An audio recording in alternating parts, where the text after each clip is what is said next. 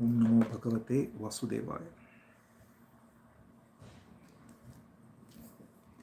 So thank you all for joining today. Today is the auspicious day of Krishna Janmashtami.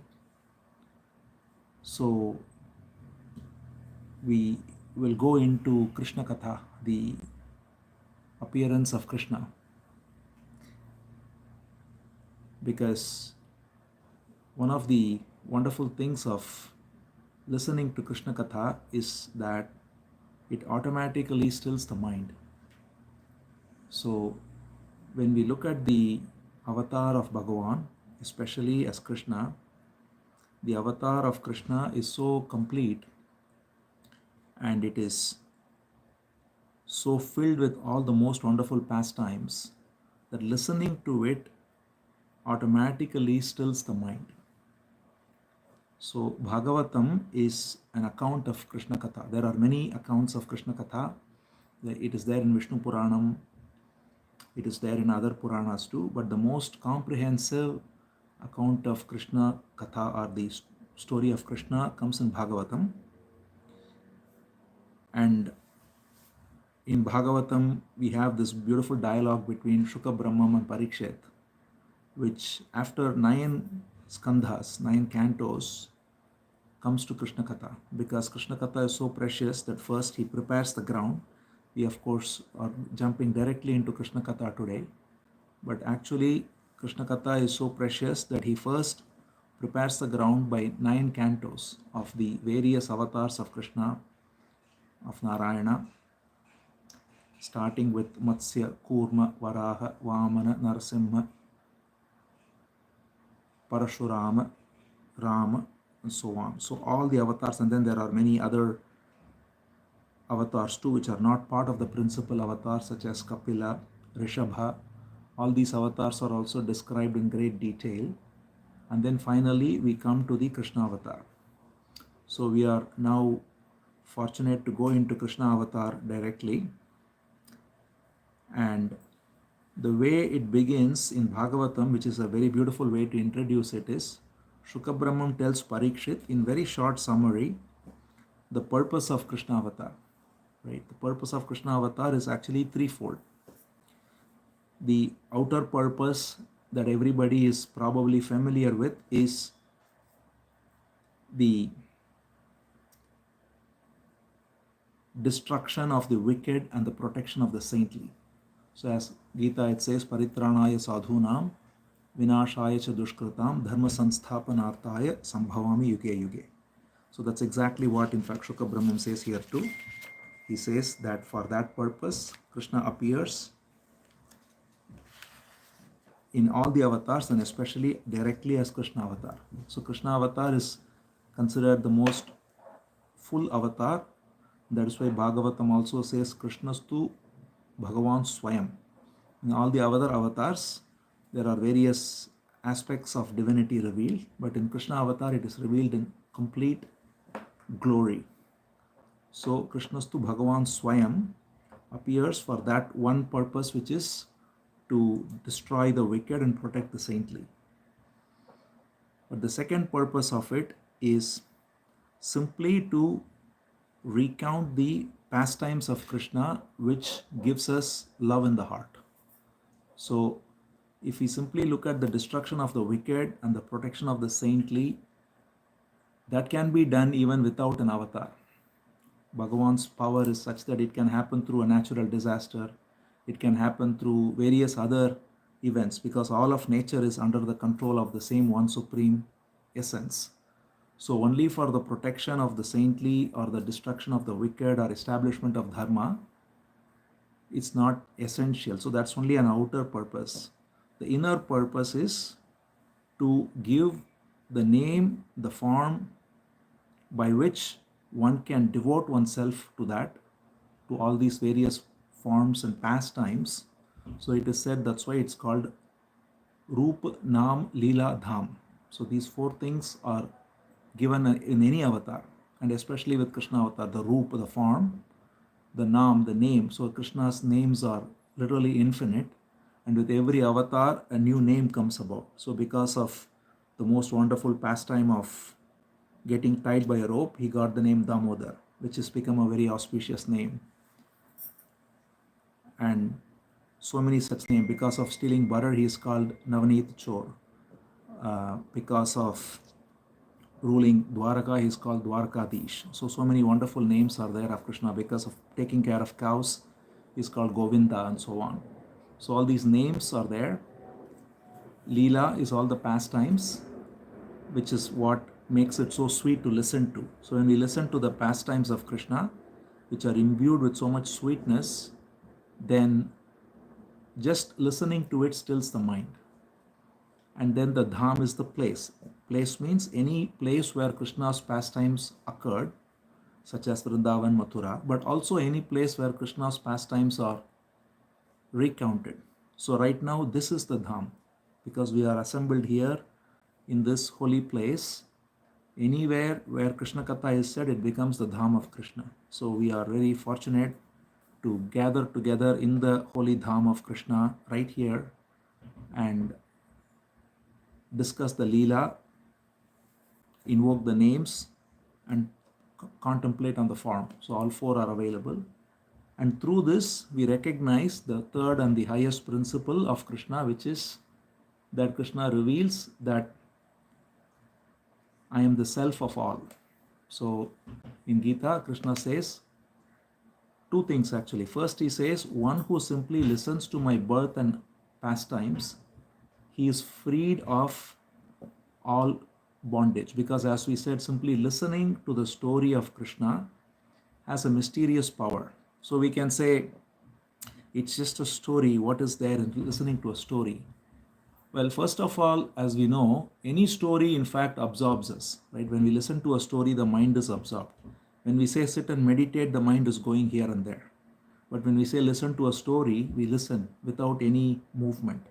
So story has that power in general. That's why stories have always been powerful in all cultures, in all forms. But when that story is about the divine, then the story has an energy which is different, of a different nature. Then the very absorption in the story, which is very inherent in everyone, that's why people sit in movies, read novels, because story always absorbs us. But when that very absorption becomes transmuted into absorption in the story of Krishna, then that very absorption becomes meditation. We don't have to separately even meditate, the mind is still. And when the mind is still, then there is only the listening. There is no attempt to understand it. There is no attempt to figure out anything. There is no ego at all in listening. When we are purely listening, without trying to understand, without trying to see what is the benefit of listening to this, when we do nothing and simply listen, the very listening, we are free of the ego. We are free of the false self. And that listening, therefore, situates us in peace. And that's why Krishna says in the Gita, Janma karma cha me divyam yo veti tattvataha tyaktva deham punarjanma naiti mameti so Arjuna. Krishna says, one who listens to my janma and karma, my birth and pastimes, simply by listening, he is free. So that is why the listening to the story of Krishna especially is so powerful, because it just stills the mind. And because of that, Krishna says, one realizes who the essence of Krishna is, which is, as he says in the Gita, Aham Atma Gudakesha Sarva Bhuta Shayastita. He says, I am the self of all.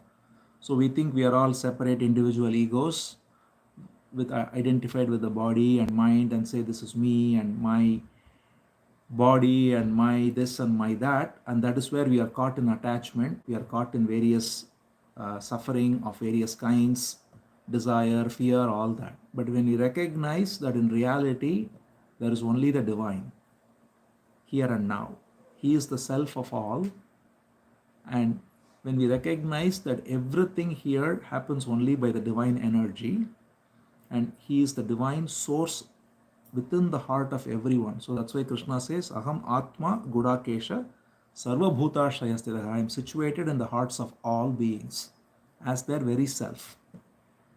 So when we recognize that, then we are completely free. And to have that recognition is true wisdom, it's true devotion. Jnana and bhakti are only recognizing that only Bhagavan exists, only the Supreme exists. And that happens through very beautifully simply by listening to the story of Krishna. That's why Bhagavatam calls this skandha, this Dashama skandha, as Nirodha skandha. Nirodha means that which stops the mind.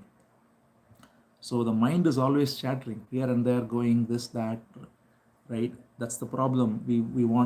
We are never in the present moment. We are thinking about the past, we are thinking about the future, what will happen tomorrow, what happened yesterday, and that is the constant movement. When the mind completely stops, it is present now, and that presence now is meditation, is stillness, is peace, and that happens because of the story. So for all these reasons, we listen to Krishna Katha, which is given by Bhagavatam here.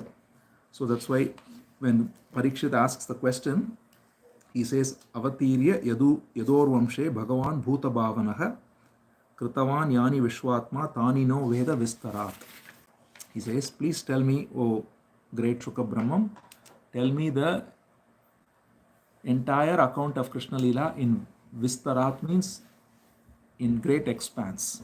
Tell me in great detail every single thing, because I am so eager. So Parikshit, as we may know, was about to die actually. So in the moments, literally days rather, 2 days before dying, because 7 days were there, but by the time Krishna Katha comes, it's already the 5th day.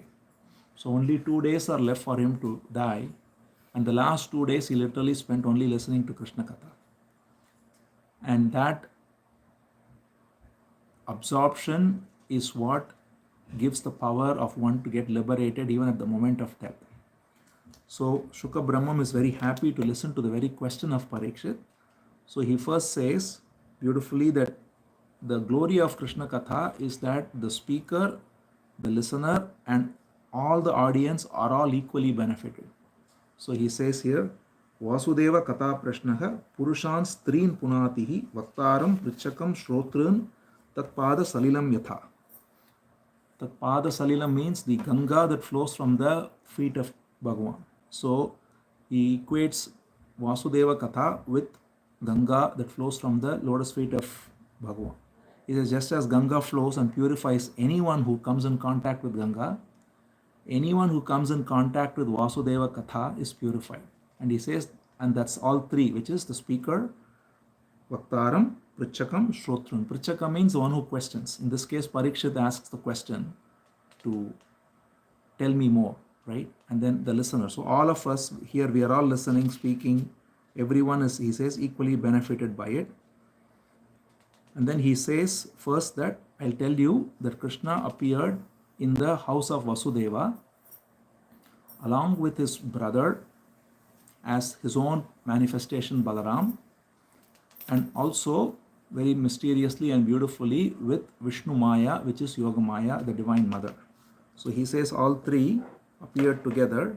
He says Vasudeva Grihe Sakshat Bhagavan Purushav Paraha Janishyate Tat Priyartham Sambhavantu Surastriyah Vasudeva Kalanantaha Sahasravadana Swarat Agrato Bhavida Devo Hare Priya Chakirshaya Vishnur Maya Bhagavati Yaya Sammohitam Jagat. So three people are mentioned. First is Vasudeva, because he is son of Vasudeva, Krishna, who is born in the house of Vasudeva. His Kala Amsha means his expansion is Sahasravadana. Sahasravadana means thousand-faced Shesha, which is Balaram. And then along with them appears Vishnu Maya, which is the Divine Mother, who deludes all, he says. So now we go into the proper story. Very beautifully, Shuka Brahmam begins by saying there is a wedding procession, right? So everyone knows the story, but it's so nice to go through it in detail. So there is the wedding procession of Devaki and Vasudeva, and Kamsa, who is the cousin, who's the brother, it's like first cousin of Devaki. He is so attached to his sister that he himself is the charioteer, and in the chariot is seated the new bride and bridegroom, Devaki and Vasudeva, and he is all happy because he wants to show off that he is such a great prince.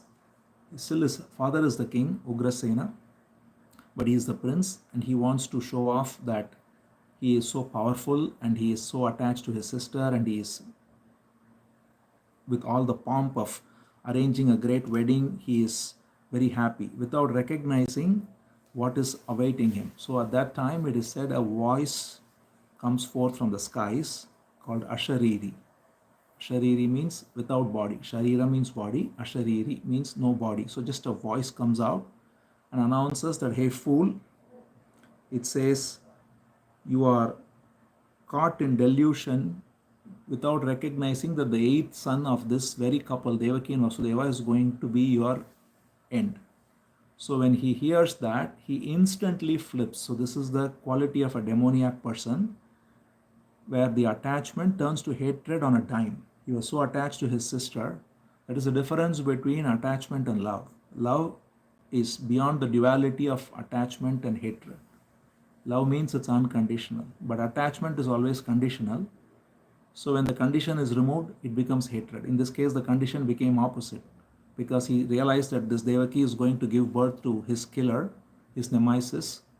So he said, I'm going to kill Devaki then. So he literally, the very person who was happy to take her in a chariot, he pulls her by her hair, takes a sword, and is about to cut her, slaughter her. Vasudeva, being a very pious person, he immediately goes to the feet of Kamsa, holds him, because Vasudeva is a very pious person, and also he wants to protect his wife at any cost, which is the dharma of a husband. So he immediately holds on to the feet of Kamsa and says, oh Kamsa, please leave her. And then he tries in multiple ways. First he tells him the highest philosophy. He says, don't you realize that everybody is going to die? We all come from the elements, we go back to elements, everyone's death is fixed. So why are we so attached to the body? If it's meant to happen, let it happen. Whatever this voice says, why do you believe in it and get scared? But of course, Kamsa is in no position to listen to all this philosophy. He's still again lifting the sword. And then the second thing he says is, she is after all your dear sister, and you've been so attached to her. Look at her, she is such a poor girl. She is just so happy, looking forward to a married life, and you are about to kill her. Don't you see any compassion by looking at her? Again, it has no effect on him, because he doesn't care. That's the quality of a demoniac person, that all he cares about is his life. So he says no. Then the third thing Vasudeva says is, finally Vasudeva says he realizes he has to do something to protect his wife. So as the pious husband that he is, he says, okay, you've been told that the eighth son will kill you. So I'll make you a promise. It is not Devaki who's going to kill you, it's the eighth son who's going to kill you. So every time a son is born, I will bring him to you. You can do whatever you want with the son, including kill the son. So Vasudeva makes this very great sacrifice by saying, I'll give up all my sons in order to just protect my wife. And now Kamsa relents, because one thing about Vasudeva is, as we know, Vasudeva is a very pious person, and Kamsa also knows that. So if you really look at it, even today, the most evil people also, when someone is known to be saintly, they know they will keep their word. So Kamsa was not concerned that Vasudeva will lie to him. No matter what he is concerned with, he is concerned about his life, he is concerned about this eighth son. But the one thing he is never, because that is the integrity of Vasudeva, he will never lie. Even Kamsa knows, even if it means giving up his own life, he will not lie. That is the quality of a really saintly person. So because of that, he lets him go. He said, okay, that I can understand. You can bring your sons to me and I will handle them when they come. So Vasudeva goes, and then Vasudeva and Devaki go to the palace, and they are living in the palace, and they eventually have the first son. And when they have the first son, Vasudeva promptly, as he gave the word, he brings the son to Kamsa, and he says, here is my son. I told you I'll bring my sons. Here's my first son. You can take him and do whatever you want. Now, by this time, some sanity had returned to Kamsa, because Kamsa thought only my eighth son, only the eighth nephew, the eighth son of Devaki is going to kill me. So why should I kill the first son? He said, you take him back, it's okay. But interestingly, and in a very mysterious way, Narada appears there after that, and he says to him, because the prophecy is that all the first 6 sons have to be killed, which has got also a very symbolic meaning, we'll see.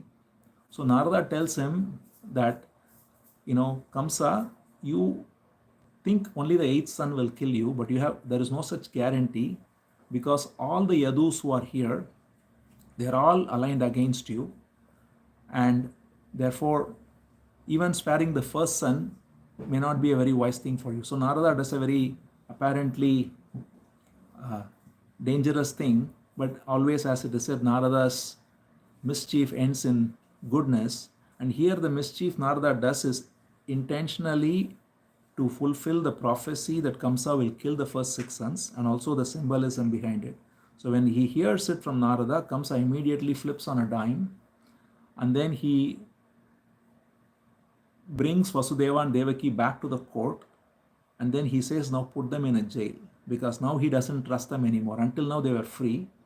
He puts them in a jail, and then he grabs the first kid, who's called Kirtiman, and he literally smashes that kid against a piece of rock and kills. So that's how gruesome. So when we see horrible acts that are even seen today by people of different proclivities, the human mind is capable of everything, and the human mind is capable of the most heinous acts and the most saintly acts, and it's always been true. And so here Kamsa reveals the extent to which he can go. So he kills, and not only does he kill this first child,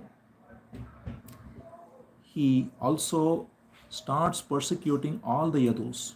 So the Yadus who are all attached to Krishna, in the Vasudeva is born in that dynasty, all the various people, he is persecuting all of them. And because of that, everybody is running helter-skelter. All the saintly people are leaving Mathura, except a few who stay because they want. For example, Akrura is an example of one who is a Yadu who stays in Mathura, knowing full well that Kamsa is evil, and he stays with Kamsa because he knows Krishna is going to appear, and he's waiting for the darshan of Krishna. So there are a few like Akrura who stay in Mathura, knowing full well the atrocities of Kamsa. But most people leave Mathura, and Mathura is now filled only with people who are aligned with Kamsa. And meanwhile, sons are born after that, 2nd, 3rd, 4th, up to 6 sons. And every son, as soon as the son is born, he has told the gods, tell me when the sons are born.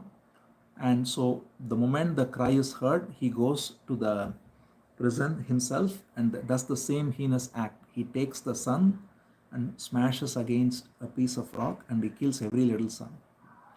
All the 6 sons are gone, and now the ground is set. So at this time, it is said that Krishna or Narayana calls Vishnu Maya, who is considered as his sister, Yogamaya, and he calls her and he says, now you go and make preparations for my appearance. So he says first, and he's giving a beautiful plan. He says first you go, and there will be in the womb of Devaki my expansion, who is Balaram, who will be appearing. You take him and you transfer him to the womb of Rohini. Then you appear as the daughter of Devaki and Yashoda and Nanda.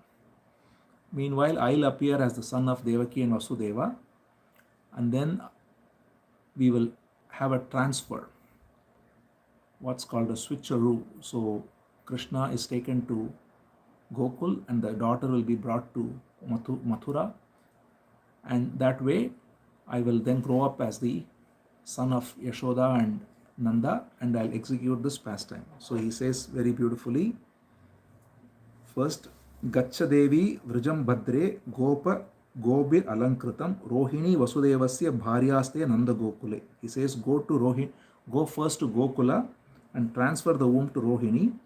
Devakya Jatare Garbham Seshakyam Dhama Mamakam Tat sannikrishya rohinya udare sanniveshya. He says in Devaki's jatara, means in her stomach, in her womb, is the expansion of me called Balaram. You take him and transfer him to Rohini. Sannikrishya means you pull him out and transfer him. So that's one of the reasons why he's also called Sankarshana. So he says, then after that, Ataham Amshabhagena Devakya Putratam Shubhe Prapsyami Tvam Yashodayam Nandapatnyam Bhavishyasi. Then he says, as we said, go and appear as the daughter of Yashoda and Nanda. And by doing so, very beautifully he says, you will be glorified forever. There is all the great names of Bhagavan, of Divine Mother, it's listed here. He says, you will help me in these pastimes of first transferring the womb of Balaram from Devaki to Rohini. Then you will appear as the daughter of Yashoda and Nanda. Then you will come to the prison house where Devaki and Vasudeva are, and I shall be transferred to where Yashoda and Nanda are. And that way we will continue with this pastime of making sure that Kamsa does not touch me, and then I shall later kill him. And for doing all this, he says, you shall be glorified always. And he gives a beautiful couple of verses. He says, Namadheyani kurvanti sthanani cha narabhuvi. He says, you shall be glorified forever. And all these names he gives now, which will be very beautiful in Bhagavatam, we see how all the names of the Divine Mother are given by Bhagavan. He says, Durgeti, Bhadrakaleti, Vijaya, Vaishnaviti cha, Kumuda, Chandika, Krishna, Madhavi, Kanyaketi cha, Maya, Narayani, Ishani, Sharade, Ambiketi cha. So all of these names are all of the Divine Mother, Lalita. And he says, you shall be glorified in all these names by men for all of posterity to come. And meanwhile, Balaram will be born, and he will be called as Balaram because he is powerful. He says, Garbha Sankarshanat, Rahuhu Sankarshanam, Rameti Lokaramanat, Balam Balavachriya. So he's got two names, Sankarshana, because he will be drawn from the womb of Devaki to the womb of Rohini, and he will be called Balaram because he is the most powerful. So he is called Balaram. And then he says, I shall appear as the son of Yashoda, son of Devaki and Vasudeva, and transfer to Yashoda. So just as told, she goes and makes this happen, and the womb of Balaram is transferred, and this news spreads. So everyone knows that Devaki was pregnant, and Devaki's womb and they all think it got aborted. So they think this. So the news goes to Kamsa, and he is satisfied that the seventh son has been killed. So he thinks the seventh son is killed, and in reality the seventh son, who's the elder brother, has already moved to Gokul to be born as the son of Rohini.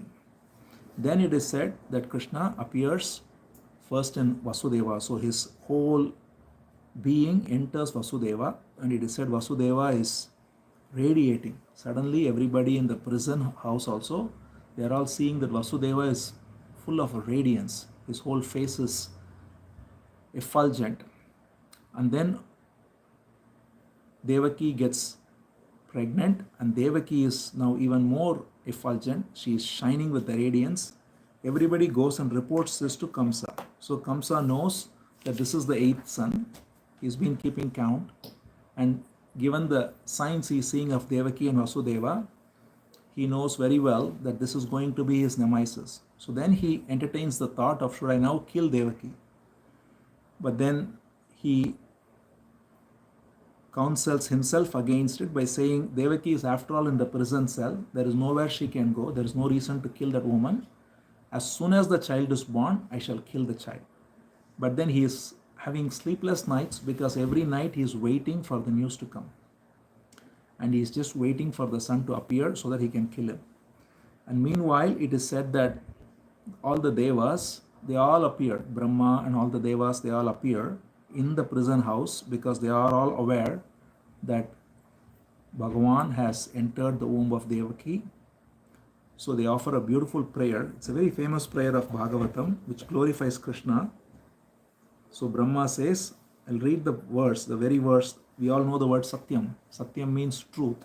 And he simply addresses Krishna as truth. He says, Satyavratam, Satyaparam, Trisatyam, Satyasya Yonim, Nihitam cha Satye, Satyasya Satyam, Ratasatya Netram, Satyatmakam, Tuam Sharanam Prapanna.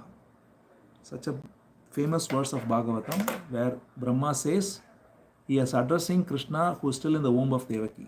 And he says, Satyavratam, you are one of truth. It's your resolve is always true. Satyaparam, you are the transcendental truth. Trisatyam, you are the truth that pervades all three states of being. Three states being waking, dream and deep sleep, or three gunas, sattva, rajas and tamas. You pervade all of them. He says, Satyasya Yonim, you are the very womb of truth itself. Satyasya Satyam, you are the truth of all truths. Because when we say truth, we may think relatively, I'm speaking the truth when we talk about facts and so on. But those are all only relative because we can see something only based on our own conditioning. Our mind can say that this is what it is. For example, we can say this is a table based on our conditioning. But what is actually here, we don't know because there is all kinds of things that bring up this table.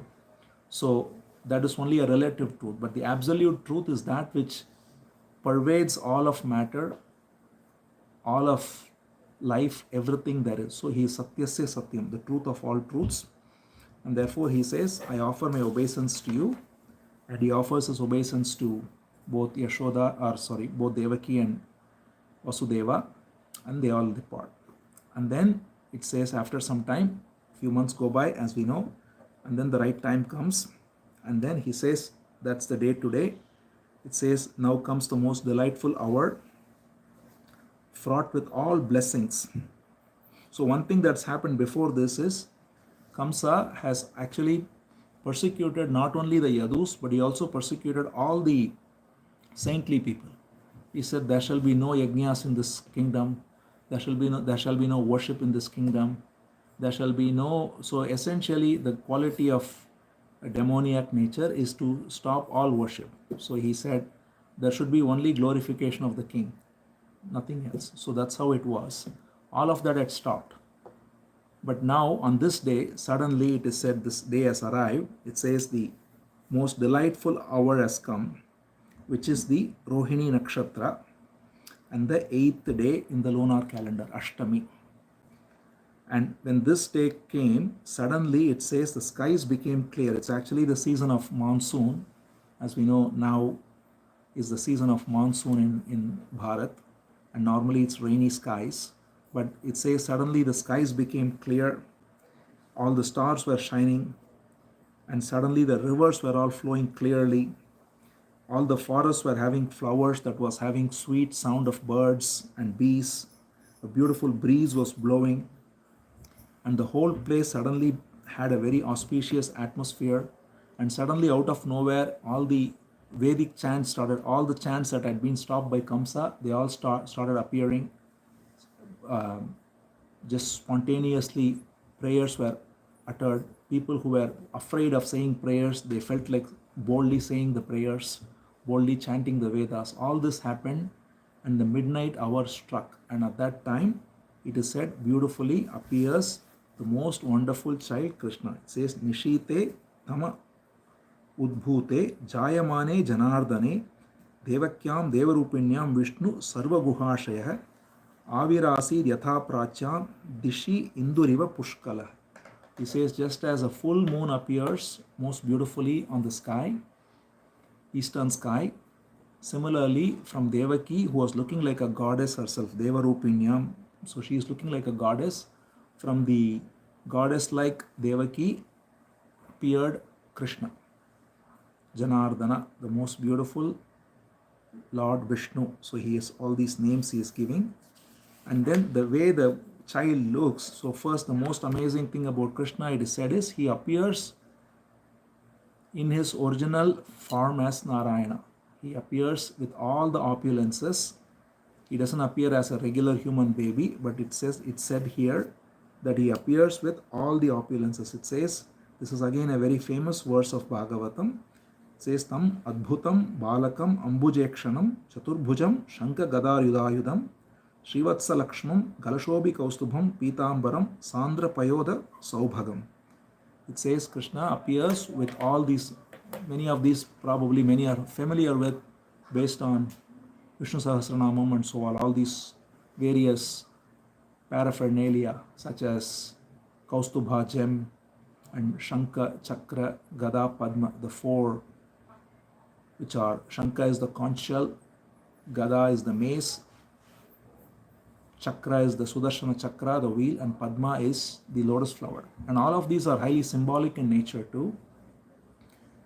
The Sudarshana Chakra, the wheel, represents time.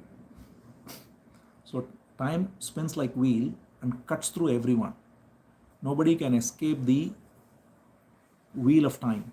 So that is the weapon of Sudarshana Chakra. So the four primary paraphernalia and everything has its own symbolism. Here Sudarshana Chakra represents the wheel of time. Gada is the mace, the heavy instrument which Bhima also carries, right? The famous Hanuman carries. So the Gada is symbolizing knocks we get.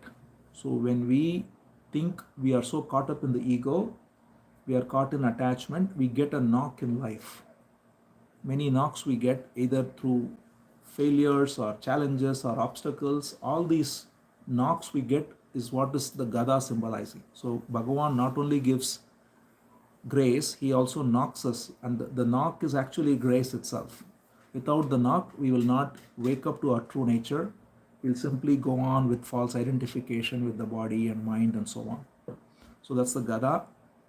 Shanka is the conch shell. It's called Panchajanya. So Krishna's conch shell is especially called Panchajanya, meaning the shell from which the five elements come. So it represents all the five elements. So when you blow the conch shell, the sound travels through space, which is the subtlest of all elements, space. Then comes from space air. From air comes fire, then water, then soil. All the five elements are signified by Panchajanya, the conch shell. And then Padma is the lotus flower, which represents the heart. The heart lotus opens through all this. When we recognize the wheel of time cuts everything, and therefore we lose attachment to things which are false and temporary. And when we wake up through the knocks given by Gada, and we recognize that all the five elements, which is to say the entire universe, is made of the divine, then the heart flower opens. That's why these four are very beautifully symbolized: Shanka, Chakra, Gada, Padma. So with all this, Krishna appears, and because his appearance is so divine, both Devaki and Vasudeva know that this is no ordinary child. That's why it says Tam Adbhutam Balakam. It is most wonderful child, and they are completely awed by their own child, and they know this is divine. So immediately both of them offer a prayer. It's a very beautiful thing that normally when a child appears, the parents take care of the child, but here the parents pray to the child because they see immediately that this is no ordinary child. So Vasudeva offers a beautiful prayer. He says, Viditosi Bhavan Sakshat Purushah Prakrute Paraha Kevala Anubhavananda Swarupa Sarva Buddhidrik. He says, I know now that you are Sakshat, the Supreme Being, Sakshat Purushah Paraha Kevala Anubhavananda. So you are the bliss of pure consciousness, pure being, which is always in bliss of peace itself without any duality. That is your essence. And Sarva Buddhidrik, you are the witness of all minds. And therefore I offer my obeisance to you, O Krishna. The name Krishna is still not given, by the way. It will come later, but he just offers his obeisance to Bhagavan. And then Devaki also says a very beautiful prayer. She says, again, in the most powerful prayer. So both of them, they immediately recognize the essence of Krishna as all-pervading divine being. So she says, I know you as the indefinable reality, the supreme Brahman, who is pure consciousness, who is beyond all activities and change. So such a powerful verse given by Devaki. She says, Rupam yattat prahuhu avyaktam adyam brahma jyotir nirgunam nirvikaram sattamatram nirvishesham niriham Sattvam Sakshad Vishnur Adhyatma Deepaha. Every word of this verse is coming from the Upanishads itself. She says, Avyaktam, you are unmanifest, Adyam, the original being, Brahman, the supreme Brahman, Jyoti, you are very light itself, Nirgunam, you are beyond all qualities, Nirvikaram, you are beyond all changes, Satta Matram, you are pure consciousness, and Sakshad Vishnu, you are the all-pervading Vishnu. Vishnu, by the way, means all-pervading. Right? Vishnu means it comes from the root Sarvam Vyapayati iti Vishnu. So Vishnu means that or he who pervades the whole universe is Vishnu.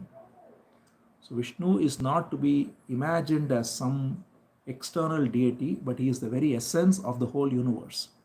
That is why in Vishnu Sahasranamam, as we may know, the very first nama that Bhishma gives is Vishwam. He says Vishwam Vishnur Vashatkaro Bhuta Bhavya Bhavat Prabhu. So the very first nama of Vishnu is Vishwam. It is not even the creator of Vishwam. It is Vishwam. He is the world. So the very world is Vishnu. That means there is not a single atom on this universe which is not pervaded by the Supreme Being. And that is Vishnu. So she says to Krishna here, you are Vishnu, that Vishnu. Then after both of them offer their prayers, then Krishna, he is still in the divine form of Narayana, so he instructs them because he is still not a little baby yet. So he tells them first that you both have been very pious couple in many lifetimes, and because of your prayers you have been rewarded with this great blessing of being my parents. And now what you shall do is, he instructs Vasudeva, you have to now, I will now transform to a regular baby and you have to transfer me to Gokula and you will know exactly where to go. Yogamaya will direct you and then there will be a beautiful daughter there, you will have to bring her here. So Vasudeva hears all this and then instantly Krishna changes to this little baby. So until now he is this Adbhutam Balakam, that is with all this paraphernalia like Narayana, and then he now transforms into a small baby, and then suddenly out of nowhere appears a beautiful basket with silk cloth in it, and then Vasudeva doesn't even, because Yogamaya is the one that pervades the whole universe, she speaks from within Vasudeva and he knows what is to be done silently. See, sometimes when our mind is still, even we'll know exactly what is to be done, and that clarity comes from within. That is Yogamaya, who is clear. When our mind is clouded, that is also the same Maya, which is clouding us to thinking, what should I do, this or that and all that. But when the same Maya withdraws that cloud and clarity emerges, then we know what to do. So Vasudeva is here in that clarity. So he takes this little baby, he puts the baby on this basket, and then, as very famously everybody knows perhaps, everyone goes to sleep because Yogamaya is so powerful. She puts everyone in a deep yoga nidra. It's such a sleep that they don't know what is going on. All the gods are put to sleep. All of Mathura is put to sleep. Everyone is in deep sleep. And the gates flung open. All those bolted metal doors all fling open. And Vasudeva silently picks this baby in a basket. He walks and he goes. It's, as we said, the monsoon time. So again the rain started pouring. The rains had cleared when the appearance happened. As we saw, the clouds had cleared. But now again the rain started pouring because they have to give cover to Vasudeva. So there was an intense downpour happening. Yamuna is swelling and he knows he has to cross Yamuna. So he goes to the banks of Yamuna not knowing how to cross. But instantly he finds that the 1,000-headed snake comes and gives him an umbrella. And then the Yamuna just parts beautifully. So she parts for Krishna, Vasudeva to cross with Krishna with the umbrella of the 1,000-headed serpent behind him. And then they just walk Krishna along on the head of Vasudeva. And it is very beautifully, poetically said that Yamuna is so swelling with water that her waves are coming and as if submerging Vasudeva and then receding. And very beautifully it is noted that what Yamuna is doing is Yamuna with her waves wants to touch the feet of Krishna. So she comes up to touch the feet of Krishna, who is on the head of Vasudeva, but she doesn't want to submerge Vasudeva. So she is playing this beautiful dance of coming and going, and Vasudeva, completely unperturbed, just walks straight, while Yamuna does this beautiful dance of her own prayer to Krishna, and he walks across the river with the umbrella of the Sahasra Vadana, the 1,000-headed Adisesha, and then they reach the other shore, and then Krishna is taken to the house of Yashoda and Nanda. There also it is said they are put in deep sleep. Everyone is Yashoda has given birth to a daughter, as we already know. Yogamaya is born to Yashoda, and she is in deep sleep. Nanda is in deep sleep. Everyone is in deep sleep. It is such a sleep. It is strange and hard to believe, but that's the power of Yogamaya. It is said that Yashoda did not even know what she gave birth to. She didn't know that she gave birth to a daughter. She just was knocked off completely. So in this state, when everybody is completely knocked off in Yoga Nidra, Krishna is taken to the bedside of Yashoda and Nanda, and the baby is placed there, the daughter is taken, and Vasudeva doesn't even think. Normally Vasudeva would never do this, right? Because what he is doing effectively is taking the daughter to be killed, because he knows that the daughter will be killed by Kamsa. But because Vasudeva is not even thinking about right and wrong. See, the highest principle is even beyond right and wrong. When you simply act according to the divine will, it transcends the duality of even right and wrong. So here, Vasudeva, by normal standards of right and wrong, he wouldn't do that. But here is beyond that, because he is just executing the divine will. So he takes the divine mother, who has appeared as a daughter, puts her on the basket, and then he walks across. Again Yamuna parts, and then she reaches the prison cell in Mathura, and immediately, as soon as she is reached, everything is back. All the doors are locked again, the bolted doors are all locked, and all the guards are awake, and the girl lets out a huge cry. So immediately the news goes to Kamsa that the 8th child is born. So immediately Kamsa has told his guards that any time in the day or night when it happens, just tell me. It doesn't matter what time. So it's still the middle of the night, because at the stroke of midnight Krishna is born. Within a few hours all this has happened. So still dawn has not broken. It's still the dark of the night when this has happened. And at this time it is said that the divine mother who has appeared there lets out a cry, and because of that Kamsa comes running to the prison cell immediately, and then he picks that girl, and Devaki falls at his feet. She says, "Don't you see, this is a little girl. Will you kill even a little girl? She is not going to do anything to you." But Kamsa says he has no such consideration. He just takes her, and he thinks he's going to kill her again, and he flings her against a rock. But as we can imagine, she is Yogamaya herself. So she immediately slips out of his hand, and it is said that she just flies away, and then she resumes her original form, and she reveals her form as the divine mother to Kamsa, and she says, "You fool, you cannot even touch the 8th son who is born. He is elsewhere and he is fine, and you cannot touch me either. I am the divine mother. So go away." And then she just vanishes. So Kamsa is now completely bewildered, and he first of all apologizes to Vasudeva and Devaki, because he has so far put them through so much torture, but he realized that his purpose is defeated. He couldn't kill the 8th son. And then he worries about what to do now, because he has lost the one thing he wanted to do, which was to kill the 8th son. Meanwhile, his advisors come to him, and many times, as we can see even today, the advisors are worse than the evil king.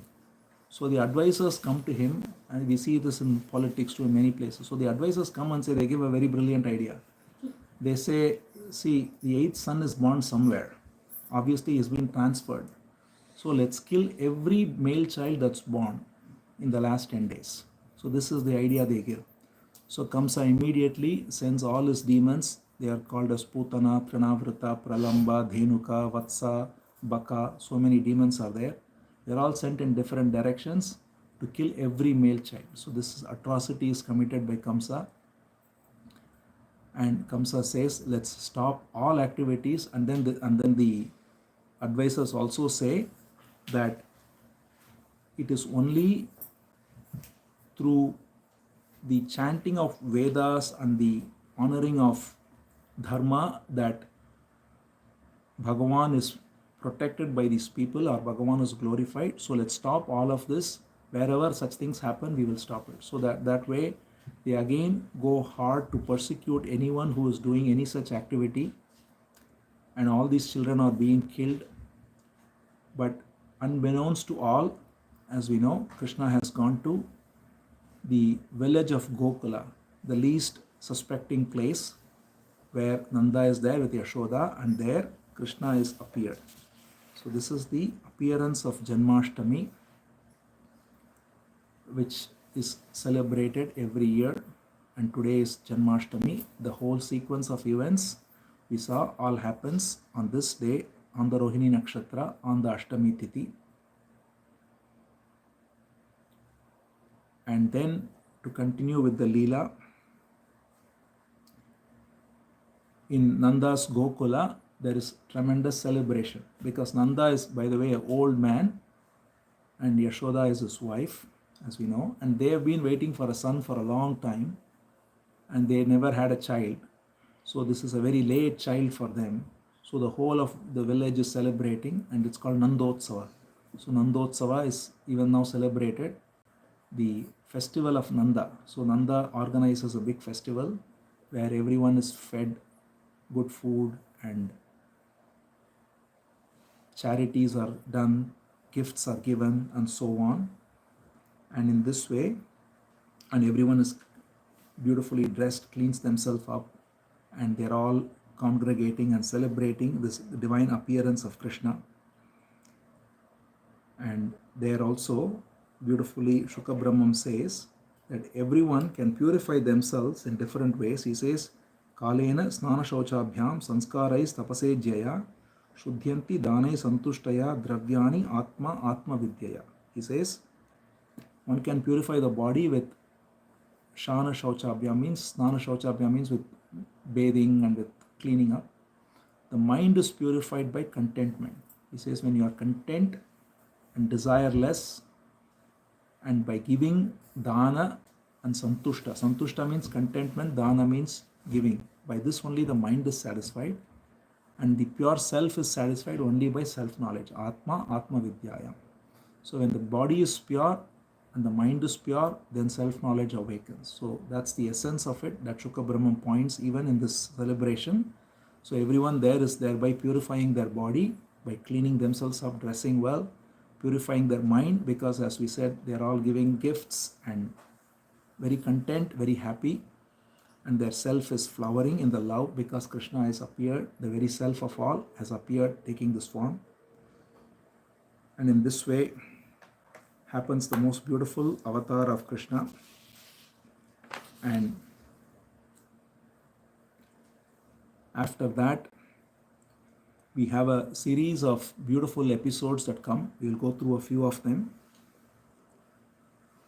We all know that Putana is the first demoness that comes to Gokula. So, as we know, already saw, Kamsa sent all these demons as friends, first to kill all the male children born, and that killed many children, but they didn't come to Gokula. But after some time, they're all looking here and there, and each demon or demoness, when they find a suspicious child here, they come, but only to be killed like a moth comes and dies in a flame.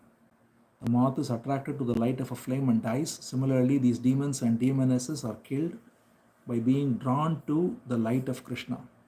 So first is Putana, who comes as a very beautiful woman. She takes the disguise of a very beautiful woman, and she is looking so beautiful that everyone thinks she is some goddess.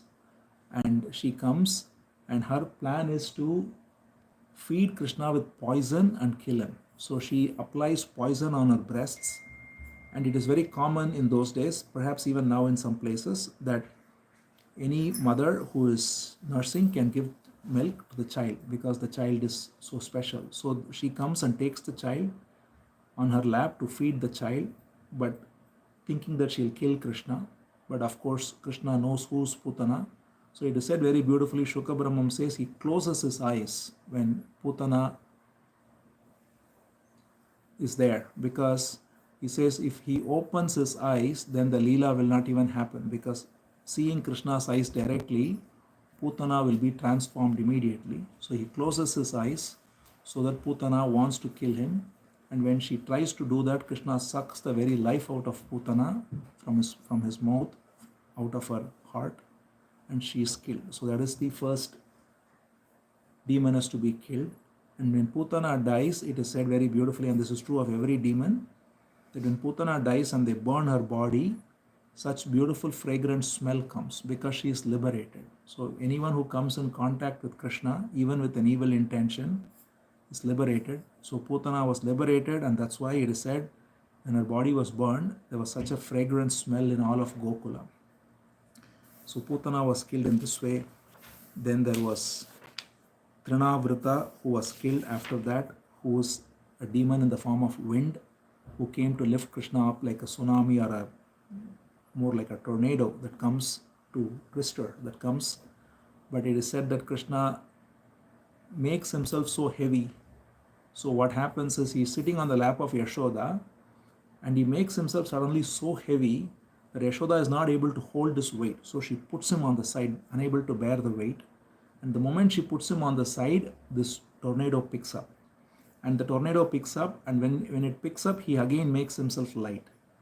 So he picks the baby up, and then when he goes into the skies, he chokes the throat of Trinavrita and he kills him, it is said. And after this, there are many beautiful sports of Krishna that are given. Meanwhile, we notice that the name was still not given. So it's still, all this happens, these two, especially Putana and Trinavrita, happen only when he is less than 3 months old. And then after that, the naming ceremony happens. Garga, the great Rishi, comes to Gokula, and he says, I have to name the child properly. So he picks the child and he says, so Nanda welcomes him, and he says, this child will be given the name Krishna because he appears darkish in complexion, but also Krishna's inner meaning is he attracts everyone. Sarvam akarshayati iti Krishna, we can say. And he attracts everyone. He is dark in color. In fact, we can also see how the color black draws every color in. So in that sense, the word Krishna in Sanskrit, the reason it refers to black is also because it attracts all the colors. So he is dark complexion who draws everyone in. And he says, Narayana Samaha. He says, Tasmat Nandatmajoyam te Narayana Samo Gunaihi. So he says he's just as Narayana. He doesn't reveal to Nanda that it is Narayana. He just says he's like Narayana. And the other son is Balaram. He gives both these names. And then after that, these two children grow up. Krishna and Balaram, they grow up beautifully in Nanda's Gokula. And very beautifully he describes. It says, Kalena Vrajatalpena Gokule Ramakeshava Janubhyam Sahapanibhyam Ringamano Vijahnuta. He says, Shuka Brahmam says, Krishna and Balaram, Rama and Keshava. See, Rama here refers to Balaram. In all of Krishna avatar, the word Ram refers to Balaram. Keshava is Krishna. So Rama Keshava means Rama and Krishna, or Balaram and Krishna. So Balaram and Krishna, they are very beautifully, their childhood pastimes are given. They are crawling on their knees and their elbows, and they are crawling everywhere. It is said very, very sweet pastimes of Krishna. First, when he is very young, it is said that when Yashoda and Nanda are there, they would be outside at the door, and anytime there is a passerby who goes by, they would crawl a little bit of distance behind them, and if they look at them, they will again crawl back, and they would just come to hug Yashoda and Rohini. So they would play this very sweet mischief, and they had Ringamanu, they are wearing the anklets and all this. it's making this tinkling sound. So they would just crawl a little bit, and then they would look, and they are very scared, and then they come back to Yashoda, Rohini, and in this way they are playing. And then after some time they grow up, and then once they start growing up, the first thing they start doing, as very famously known, is they start stealing butter. So the stealing of butter is such a common and well-known pastime of Krishna. So what they do is they go in these parties, these boys, and some monkeys are also there, and they all enter the house, and every house has a dark room where they store, because it has to be cool. In a cool place they store the butter, and they arrange some mortar and so on, and they climb it, and then they just reach the butter, and then they spread it around and they give it all. Again, every episode of Krishna is symbolic. So this episode, so everything has an inner meaning. So the symbolism of this is the cave of the heart is what this represents, the dark cave in which the butter is stored. And the butter represents the cream of wisdom. So when the cream of wisdom that is hidden in the heart cave is offered to Krishna, that is, one surrenders oneself to the Supreme Being, that is the essence of realization. So when Krishna goes and takes the butter, it is Krishna awakening the cream of wisdom that's hidden in the cave of the heart. So that's the inner meaning of stealing butter. So in this way, Krishna steals butter from many of these houses. And then one day, very famously, Krishna and Balaram are all playing, and it is said that Krishna takes a fistful of mud and puts it in his mouth. And then Balaram goes and complains to Yashoda. She says, "Mother, look, this Krishna is too mischievous. Balaram is himself no less mischievous, but Krishna is more so." So Balaram goes and complains, and he says, "Look at this Krishna, he has eaten mud. You have to punish him now." So Balaram is going and complaining to Yashoda. So Yashoda drags him, and he says, "What is this? Your elder brother is saying, your elder brother is never going to say anything wrong about you. If he is saying, that must be right. Did you eat?" And Krishna immediately, without any problem, he immediately lies. "No, I didn't eat." He says very beautifully, "Naham bhakshitavan amba." He says, "No, I didn't eat the mud. Sarve mityabhi shamsinaha." He says it's all mithya. See, he uses a very careful word. He says it's all illusion. So he didn't say it's a lie, because it's all an apparent happening, right? Whether he ate mud or not. So he says it's all mithya. It's just an illusion. These people are all simply, making some stories. Don't believe them. If you want, you look into my mouth. I will show you. There is no mud in my mouth." So she says, "Okay, open your mouth." And then he opens his mouth. And very famously, as many may know, Krishna reveals the entire Vishwarupa Darshana in his mouth. She sees Krishna's mouth, and in that very mouth of Krishna, she sees all the planets, all the luminaries, all the stars, all of earth, all the living entities, and most amazingly, in there she says Yashoda looking into the mouth of Krishna. So it is like an infinite regress. So it goes to show how the whole universe is bewildering. It's Maya, that's why it's called, it's bewildering. So she's bewildered. She says the entire universe is revealed in this little boy's mouth. Because in reality, if you really look at it, even for us, the whole universe is rendered in our head actually. It is our mind that renders the world. And that power that renders the world is Bhagavan. Right? That which makes cognition possible. With these two little eyes, we are seeing the whole world. Right? That is already the miracle of Bhagavan. So that is all shown visually to Yashoda by revealing that the entire universe is in the mouth of Krishna. So she sees, and when she sees this, she is given the highest wisdom in that moment. She realizes then that I am not this mother of Krishna.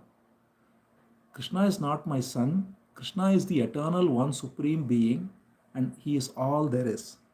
She realizes this very beautifully. She says, "Kim swapna etaduta devamaya kimva madiyo bata buddhi mohaha." She says, my mind was bewildered all along, thinking that I am the mother and he is the son. In reality, he is all there is. But then, after the vision is withdrawn, that is the beauty of Yogamaya, Yashoda forgets everything. She is back to being the mother of Krishna. Because if she remembers it, then she cannot continue to be the sweet mother of Krishna and execute all the pastimes. So this wisdom is revealed to Yashoda for a moment and then withdrawn by the same Maya, so that Yashoda continues to think, oh, this is my, and then she says, oh, I have to take care of this baby. And she, very beautifully, sometimes she does prayer and she says, I have to tell all the namas. So she'll touch the different body parts of Krishna and say Achyuta, Ananta, Govinda, Keshava, Damodara, without realizing all of these are names of Krishna. She will give all these names and pray for the welfare of this little child, because she is having the sweet mood of what's called Vatsalya Rasa. See, there are many moods in which we can relate to Bhagavan. It is said there are 5 moods, basically. The most beginning mood is what's called Shantarasa. Shantarasa means we are in this great wonder of the opulence of the divine being, right? So Prahalad is given as an example of Shantarasa. He's just in awe of Bhagavan as the all-pervading Narasimha. Then sweeter than that is Dasya Rasa, which is to be the servant of Bhagavan, which is what Hanuman is. For example, Hanuman is the servant, so he is more intimate with Ram. He doesn't just look at him as with awe and wonder, but he actually is the servant of Krishna, of Ram. And then closer than Dasya Rasa is what's called Sakya Rasa. Sakya Rasa is to be a friend of Bhagavan. So just be very friendly and not even be like a servant, but just as Arjuna is. Arjuna, and that's why in Bhagavad Gita, when Krishna reveals his Vishwarupa, he says, what is this? I have been calling you, hey Krishna, hey Madhava. I've been sitting with you on your bed. I've been making you, sometimes Krishna would massage the feet of Arjuna. So all this I was making you do. Now when that vision is revealed, that's why Arjuna is bewildered, right? But then again, Arjuna too, that vision is withdrawn from him. And then he goes back to seeing Krishna as his dear friend. So that is the Sakya Rasa. And then sweeter than that is Vatsalya Rasa, which is what Yashoda has. The mood of a parental love, mother or father. And because of that, they look at Krishna as someone to be taken care of. So that's so much love for Krishna as their very child. And that's the mood in which Janmashtami is celebrated. When we mark Janmashtami, we look at Krishna as baby Krishna, and we invite him into our house as our child, and we take care of him, we feed him food and all the rest, to have this loving exchange of the divine as a sweet child. And of course, the sweetest, the highest mood, more than Vatsalya Rasa, is what's called Madhurya Rasa, which is the mood of the gopis, which is to see Krishna as their own consort, as Radha, or as later even we see so many great examples of Andal, Koda Devi, or Meera, and so many who look upon Krishna as their own beloved. So here Yashoda is seeing him as her sweet son, Vatsalya Rasa, and she is taking care of him. So that's why even Parikshit here asks a question. He says, what is the great punya that Yashoda and Nanda did? He says, Nanda kimakarod brahman shreya eva mahodayam Yashoda cha mahabhaga papav yasya stanam hari. He says, what is the great fortune of Yashoda and Nanda, that they are interacting with this supreme being as if it's a little child, and they are taking care of him. And this very verse, as some of you may know, was made into a beautiful song in Tamil. It says, Yanna tavam sheidanai Yashoda, ingum nirainda parabrahmam amma endru neyazhaikkal. So that's exactly from this very line of Bhagavatam, where Parikshit asks, what is the great tapas that Yashoda did, that she is able to call Krishna a little baby, the supreme essence. So then, and with this we'll stop, because this is the episode that we have a beautiful song for as well, which is called the Damodar Lila. So then comes the beautiful Damodar Lila of Krishna, where one day it is said that Krishna was again, he's still a little child, and so Yashoda was feeding him milk, nursing him. But she had no, there was a festival that day, and because of that everybody was busy, and so she was also managing the kitchen. There was no help, and so it is said that she had milk in the stove, just as any very sweet happening in a village household. There is milk in the stove, and Krishna is in her lap, she is nursing him, and she is also remembering the milk on the stove. And then suddenly she hears the milk boiling, the sound comes, right? And then she immediately puts Krishna aside and runs to the stove to take the milk and take it off the stove. And Krishna immediately gets very angry. As he feigns anger, he says, because a beautiful pastime has to unfold, so he feigns anger. He says, I was drinking milk, and how come anything is more important than that? So he immediately gets up, he takes a little piece of stone, he hits it on a wooden pot in which butter is stored, it falls down, and then he goes into the room where all other butter is stored, and there's only a monkey there. Then he puts a mortar, climbs up the mortar, reaches it, pulls the butter, feeding the monkey, and he's eating. So all this happened within the few minutes that Yashoda went to look for the milk. So Yashoda comes back and she sees this complete mess here. There is broken wooden pot, butter on the floor, and then she looks for Krishna, and then there he is, and she immediately picks a stick. She is like, there's a beautiful image of this too many times. It's described here. She takes a stick as if to punish Krishna, and she is walking silently behind, so in order to catch Krishna. And the moment so Krishna just realizes that she is there. The moment he realizes, he just starts running immediately. So when he starts running, she runs behind him and she catches him. And she says, Krishna, you have done too much today. I am not going to let you go unpunished. I am going to tie you up with a rope today, into the same wooden mortar on which you climbed and stole the butter. I am going to do this. So here, beautifully, Shukla Brahman says that supreme essence, which is all pervading, who is the source of all, this village girl, Yashoda, is so fortunate that she is going and catching him. Yogis are trying to run behind to realize Krishna with no ability to do so. So many people are reading so many books to realize Krishna, unable to do so. So many people are engaging in so many japa and so many other activities. But simply due to love, this Yashoda caught hold of him. So he says, what a wonder that he who yogis cannot catch, jnanis cannot catch, even other various practices of japa, dhyana, whatever they cannot catch, here he is available just simply for love. He says, Nacha anta bahiryasya na purvam napi chaparam purva aparam bahishcha antar jagato ya jagaschayah tam matva atmaja vyaktam martya lingam adhokshajam gopika ulukhale dhamna bhavanda prakrutam yatha. Such a beautiful verse. He says, the one who has no inside and outside, and one in whom all of inside and outside is contained. So the supreme essence is that in which the whole universe is contained. So he has no inside, no outside, no before and after, na purvam na aparam, because space and time are both only appearances in the manifest universe. Only when there is mind, there is time and space. But the very mind which brings forth time and space has its origin in that which is preceding that. That is why even the science says there is no time and space before Big Bang. Time and space itself comes forth only, so you cannot even say before Big Bang, because there is no before and after. There is only the very before and after comes only when mind comes, when matter comes, and all of that. So he says that which is without any before and after, without any inside and outside, no time, no space, the supreme essence who has appeared here as a small boy, she is considering him as a little child and holding him wanting to tie him with a rope. So she catches hold of him, and after she catches hold of him, she wants to tie him with a rope. Now she got a rope.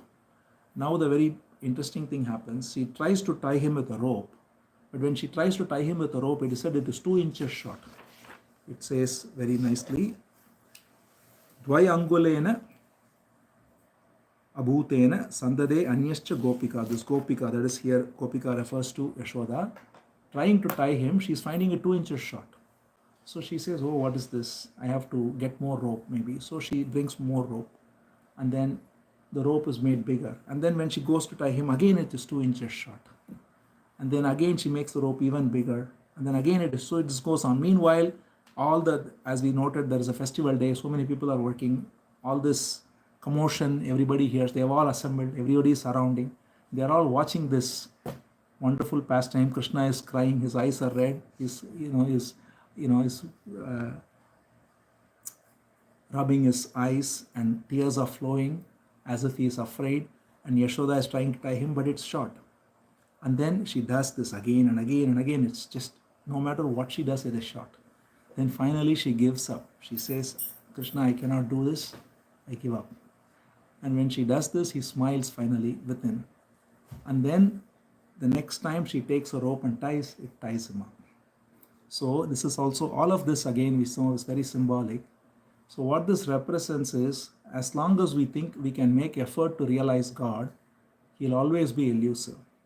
No matter how much effort we put. So when we engage in meditation, when we engage in sadhana, when we engage in reading books, learning, we think we understand, there's one more doubt, and then there's one more doubt, or we think there's one experience and then there's something. There's always something missing, because the mind can never capture the infinite.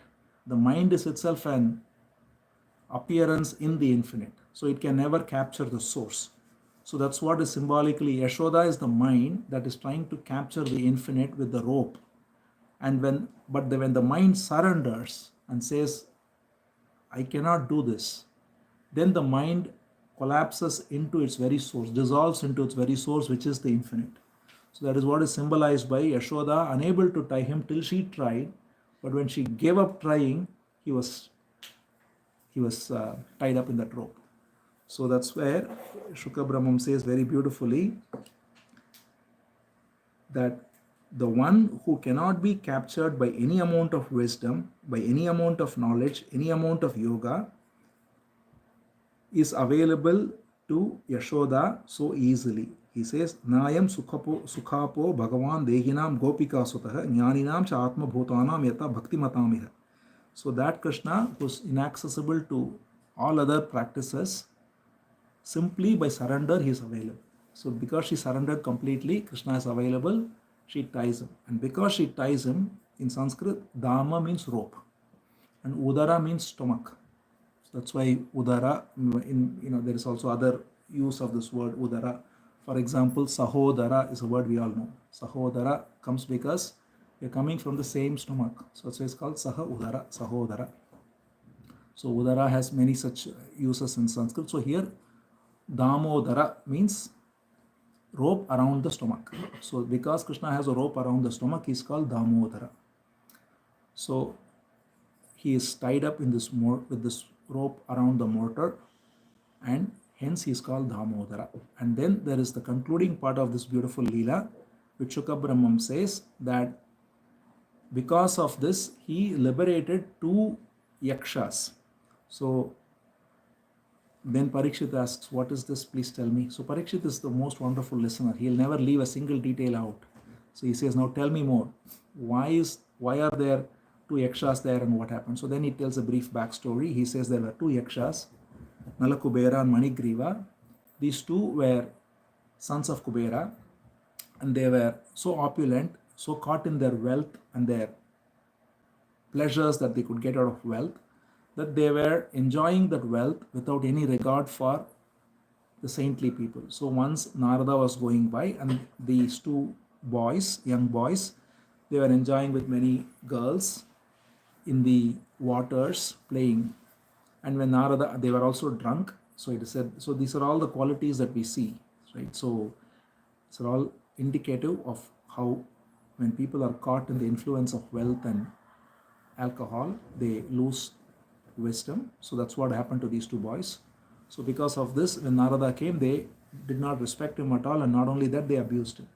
So Narada wanted to give them his grace. So it is very beautifully said, Narada gave his grace by giving them a curse. So whenever we get a curse, as we already saw, that's what Gada symbolizes. Whenever a saintly being gives a curse, that's actually grace, because what Narada tells them is, you are so caught in the arrogance of wealth that you are not seeing what is right and what is wrong. So I curse that you both be born as 2 trees.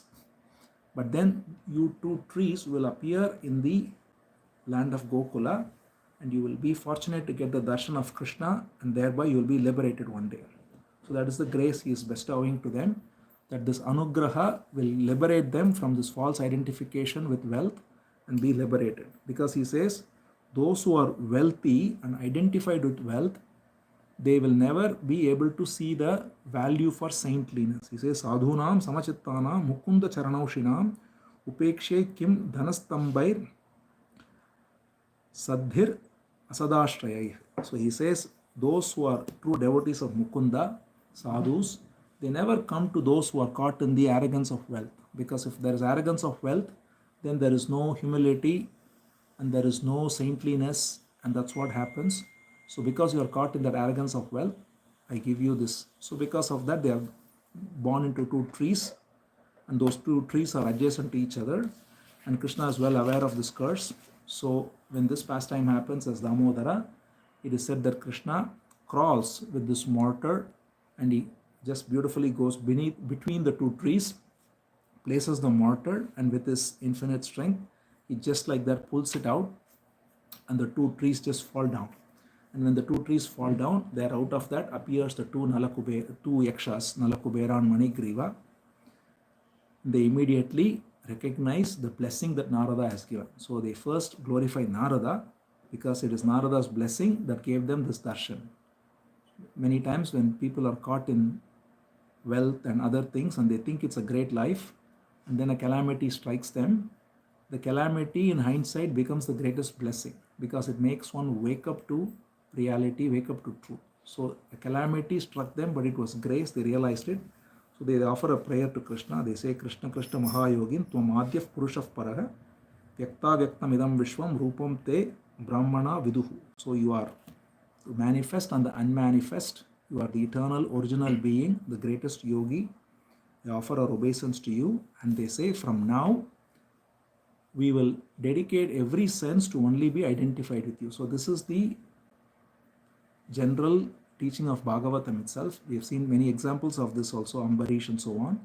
Here also it says, it is not about controlling the senses and keeping them artificially quiet, but engaging the senses in divine, pious, saintly activities. So he says, Vani gunanu katane shravanau katayam hastaucha karmasu manastava padayornaha smrityam shirastava nivasa jagat pranamo drishti satam darshanestu bhavata anuna. So they say, from now we have learned the lesson, so our Vani, our listening will only be about your stories. Our speech, or rather Vani is speech, our speech will only be to talk about your stories. Shravana, our listening will be only to listen to your glory. Our hands, hasta, will only be engaged in serving you and serving your devotees. Our feet will be engaged only in going to sacred places and to go to such gatherings where your katha is spoken and your glory is discussed. And our eyes will only see you everywhere. So they truly realize the purpose of life, wherein every sense can be dovetailed to recognize the divine inside and outside, within and without. With this prayer, they leave the place. And then Krishna also blesses them by reminding them very beautifully that you've been saved because of the grace of Narada. He says, Nyatam mama purair vrtadarshina karunatmana. So the great compassion of Narada is what has given you this awakening. So Krishna also glorifies Narada. See how the Guru reveals the divine within us. Guru comes in a human form to reveal the divine within us, and therefore Narada represents that. So Krishna glorifies Narada, and these two sons of Kubera, they go away with this awakened state. And then meanwhile, everyone comes out running because they see two trees have fallen down. So the little boys who are playing, they saw all this. They see that, and then Nanda and Yashoda, they all come out, and then they go and tell them. So don't you know, Krishna was crawling with this mortar. The two trees fell down. Two divine beings came out. They offered prayers to Krishna and they left. And Nanda and Yashoda are like, what are you talking about? Because for Nanda and Yashoda, it's just a little baby. So they they think these babies are talking some gibberish.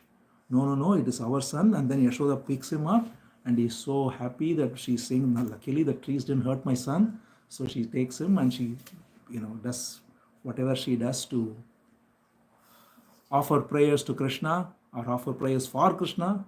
And thereby she continues with her beautiful parental love. And Nanda also doesn't believe any of these boys. He thinks this is their son who is somehow saved from any calamity like this. And so they are all very happy. And thereby Krishna executes this beautiful Damodar Lila. So these are all the main Bala Leelas, as it is said, the Leelas done by Krishna as a young boy. Then Krishna grows up and then he does many more Leelas in Vrindavan, which are all very famous, and they'll take a lot of time. So we will not go into that. We can maybe perhaps go into that another day. But there are many beautiful Leelas of Krishna in Vrindavan as a Kishora, as a young boy, and then as a adolescent. And there is the famous episodes of Kaliya Mardana dancing on the snake Kaliya, lifting Govardhana mountain. And then most beautifully the Rasa Leela, where the gopis are given the highest benediction of seeing Krishna as their own beloved. All of this come later. But these are the Bala Leelas, what we have seen today, which are quite appropriate for Janmashtami. So we'll stop with Damodar Leela. And we will thereby mark this beautiful day of Janmashtami, remembering these pastimes of Krishna.